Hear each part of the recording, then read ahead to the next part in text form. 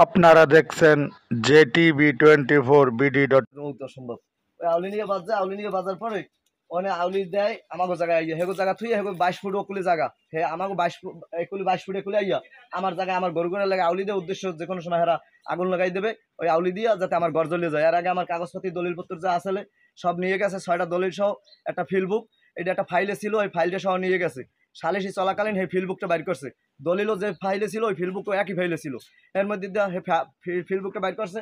সালিশের কাছে বললাম যে এই ফিল্ডবুকটা তো আমার 6টা দলিলের ভিতরে একই ফাইলে ছিল, তো আমার এই দলিলগুলো নেছে, যেহেতু ফিল্ডবুক এনেছে সেও বলছে যে টাকা হইলে সব কিছু পাওয়া যায়, এই করে বলছে যাই গেছে। এখন এই যখন ওই দিকে ওই ঝামেলা হয়েছে, আব্বাই গেছে, আব্বাই যাওয়ার পর হেরা আব্বারে অপমান করছে, অপমান করার পর আব্বাই ঘরে আসছে। আমার বড় ভাই গেছে ইউনিয়ন পরিষদে, ইউনিয়ন পরিষদ দেওয়া বাবুল শহীদারের পাঠানো হয়েছে জায়গায়। বাবুল শহীদার আসার পরে কি বলছে না বলছে জানি না, আমি গেছিলাম গরুর গোসল করাইতে, গরু গোসল করাই আমি একটা তোয়ালে পরে আসছে দেয় খালি 3জন মহিলা, 3জনের রাতে 3 বড় দা আর লতি চাষার রাতে একখান কোদাল, হেরা দেদা আসছে কোপাইতে আছে। বাবুল শহীদার থামাইতে চেষ্টা করছে, পারে নাই, পরে হেও প্রাণের ভয়তে পলাইয়া দৌড়িয়া গেছে রাস্তায়। রাস্তায় যাই চেয়ারম্যানের ফোন দিয়েছে, চেয়ারম্যানের ফোন দিয়ে বলছে যে চেয়ারম্যান সাহেব আমারে পাঠাইছেন ঠিকই, কিন্তু আমি এ জায়গায় ফিরে কোনো সুযোগ নাই। এ জায়গায় 3জন মহিলা নামছে দালইয়া 3 পুরুষ নামছে একটা ভাড়া লইয়া, দেদা আসছে কোপাইতে আছে, বেড়াচাটকি সব ছুড়ে লাইছে কোপাইয়া। আমি নিজে কোনো রকমের হারিয়ে আইছি। তাহলে ঠিক আছে আপনি চলে আন।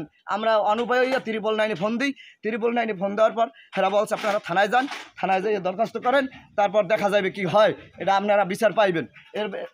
আমরা এরপর 999 ফোন দিয়া থানায় গেছি। আমার এই যে ঘর লুট হয়ে গেছে, আমার ঘর থেকে স্বর্ণ নেছে, আপনার জমকা নেছে, কানের একটা চেন নেছে, এরপর আংটি নেছে, আমার কাগজপাতি যত কাগজপাতি ছিল আমার এই 4 মাস বই আমি অনেক কাগজপাতি উঠাইছি, সেগুলোকে কাউরে বাদ যা। এরপরে কাগজপাতিগুলো সব নিয়ে গেছে।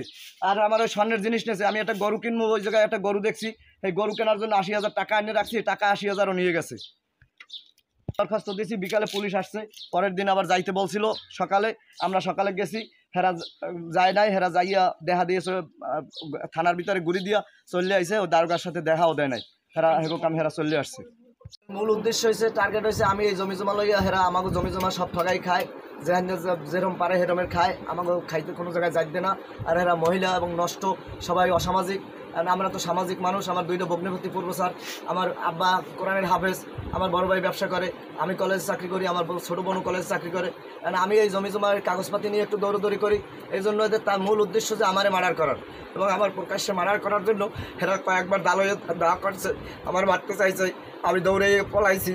এরপর আমি জিডি করছি পোস্টফাঁসে জিডি করার পরে আবার ইউনিয়ন পরিষদে মাপজোপ চলছে, চলমান অবস্থায় আবার আদালত করছে।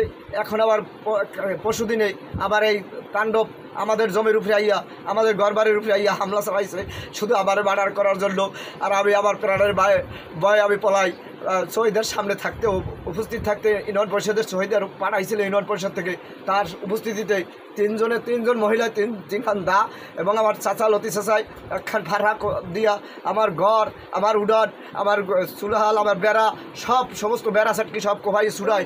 রণক্ষেত্র কোপ দেখে শহীদের বেদি গইয়া দিশে বিষে না পাইয়া সে খালপাড়ের দিকে চলে যায়। খালপাড়ে চলে যাওয়ার পরে সে চেয়ারম্যানরে জানায়, চেয়ারম্যান বলছে তাহলে আপনি চলে আসেন আর এদেরকে থানায় যাইতে বলেন।